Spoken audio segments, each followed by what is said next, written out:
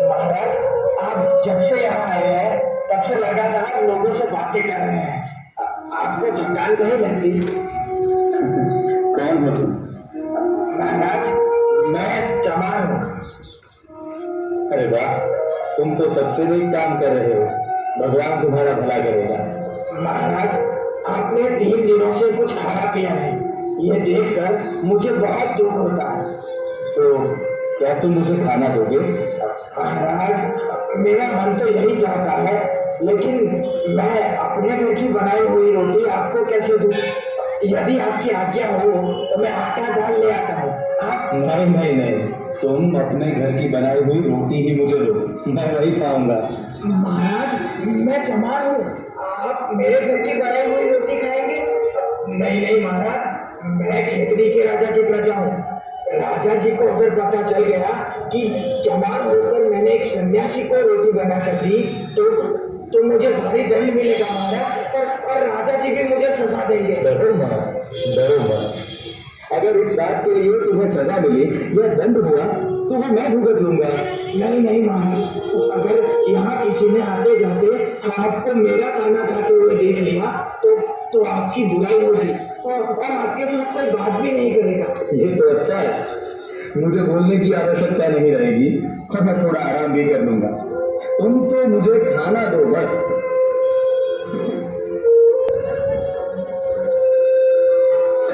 अरे भाई, यहाँ आओ। हाँ, मेरे पास बैठो। बैठो, हम साथ ही खाना खाएंगे।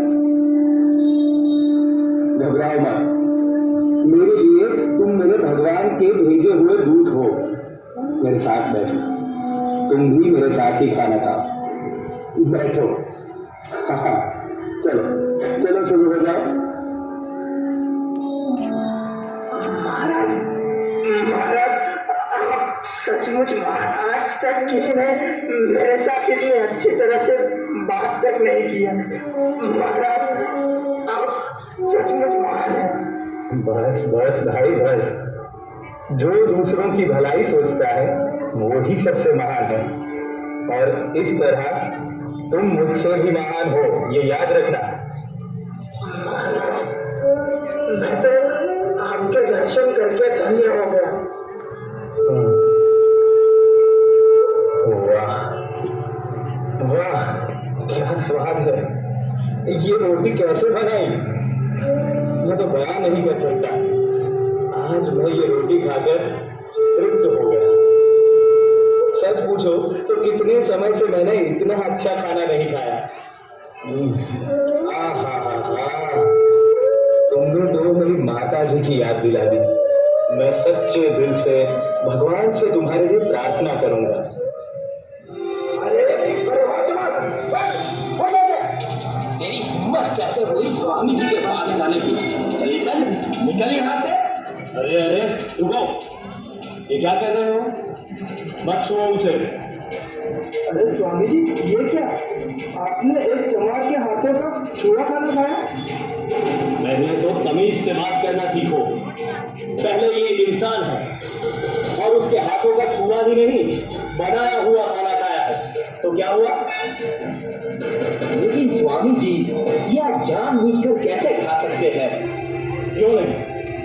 तुम सब लोगों ने तो मुझे लगातार 3 दिन और रातों से बुलवाया, मेरे साथ धर्म चर्चाएं की, बहुत कुछ प्राप्त कर लिया।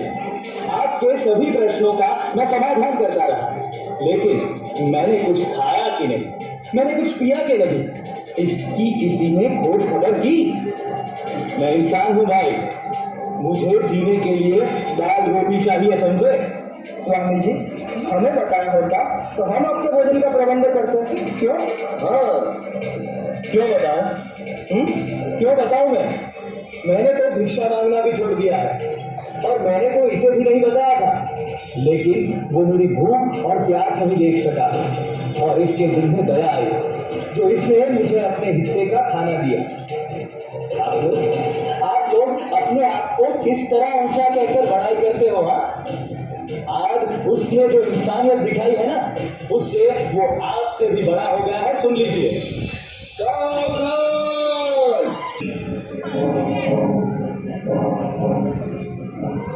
प्रणाम स्वामी जी। नारायण। खेतड़ी नरेश, उठिए उठिए राजन। ये क्या स्वामी जी, हमने सुना कि आप 3 दिनों से स्टेशन पर रह रहे हैं। कितनी असुविधा हुई होगी आपको। स्वामी जी, कृपा करके आप ये फल ग्रहण कीजिए। मैंने तो अभी अभी बहुत स्वादिष्ट भोजन ग्रहण किया है राजन। अरे वाह, आपको भोजन किसने दिया? महाराज, महाराज मुझसे बहुत बड़ी भूल हो गई है, मुझे क्षमा कर दीजिए। अब से फिर कभी ऐसा नहीं होगा। अरे ये कौन है और इसने क्या गलती की? महाराज, ये चमार है और यहाँ स्टेशन पर काम करता है।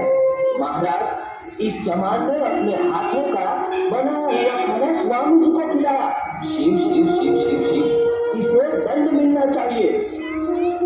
महाराज, दंड तो अवश्य मिलना चाहिए, मगर आपके दंड का अधिकारी कौन है? वो जिन्होंने मेरे साथ 3 दिन और रातों तक बातें करके मुझे भूखा प्यासा रखा, या जिसने मेरी दुर्दशा देखकर मुझे खाना दिया? बताइए। महाराज, आप 3 दिन से भूखे प्यासे हैं। आपकी ऐसी दुर्दशा किसने की? उसे दंड दिया जाए। तो महाराज, इस चमार को दंड नहीं मिलना चाहिए, क्योंकि इसने तो मुझे खाना दिया है। मेरा अनुरोध है कि आप इसको योग्य पुरस्कार दें। महाराज, मनुष्य कर्म से महान बनता है, जन्म से नहीं। स्वामी जी, मैं आपकी बात से सहमत हूं। दीवान जी। जी महाराज। इसे योग्य पुरस्कार दिया जाए और आज से तुम स्टेशन पर नहीं, लेकिन राज दरबार में काम करोगे। महाराज, आपके इस बड़कपन से मैं बहुत प्रसन्न हुआ। जब तक झूठी सभ्यता के नाम से पहचाने जाने वाली बीमारी अस्तित्व में है, तब तक दरिद्रता अवश्य रहेगी और इसलिए उसे दूर करने की आवश्यकता भी बनी रहेगी। ब्राह्मण अपने आप को बहुत महान मानते हैं और समाज अपने आप को नीच। ये मानसिकता हमें उनके मन से निकालनी होगी। सुनो भाई, जब तुम अपने आप को हीन समझोगे, तब दुनिया भी तुम्हें हीन समझेगी। तुम्हारा काम कतई नीच नहीं है, बल्कि सबसे ऊंचा है। क्योंकि अगर तुम जूते चप्पल नहीं बनाओगे, तो लोगों को चलने फिरने में कितनी मुश्किल होगी, जरा सोचो। इसीलिए अपने आप को छोटा मत समझो, अपना कर्म निष्ठा और गर्व के साथ करो। मैं तुम सबसे यही चाहता हूं कि तुम लोग आत्म प्रतिष्ठा, जातिवाद, दलबंदी और ईर्ष्या को हमेशा के लिए छोड़ दो। स्वामी जी, मैं चाहता हूं मैं जीवन पर्यंत आपको सुनता रहूं, आपसे सीखता रहूं और आपके बताए हुए मार्ग पर चलता रहूं। महाराज, सबका भला कीजिए, लेकिन याद रखिए, भलाई का मार्ग संसार में सबसे अधिक ऊबड़ खाबड़ तथा कठिनाइयों से पूर्ण है। इस मार्ग पर चलने वाले की सफलता आश्चर्यजनक है। मुझे इस बात की खुशी है कि आप बहुत नेक इंसान हैं, जो अपनी प्रजा के लिए हमेशा चिंतित हैं। स्वामी जी, मुझे आशीर्वाद दीजिए, मेरा वंश आगे बढ़े। मेरा आशीर्वाद हमेशा आपके साथ है और मैं भगवान से प्रार्थना करता हूँ कि आपके यहाँ आप जैसा ही धर्मपरायण पुत्र अवतरित हो। महाराज की जय हो, महाराज की जय हो, महाराज की जय हो।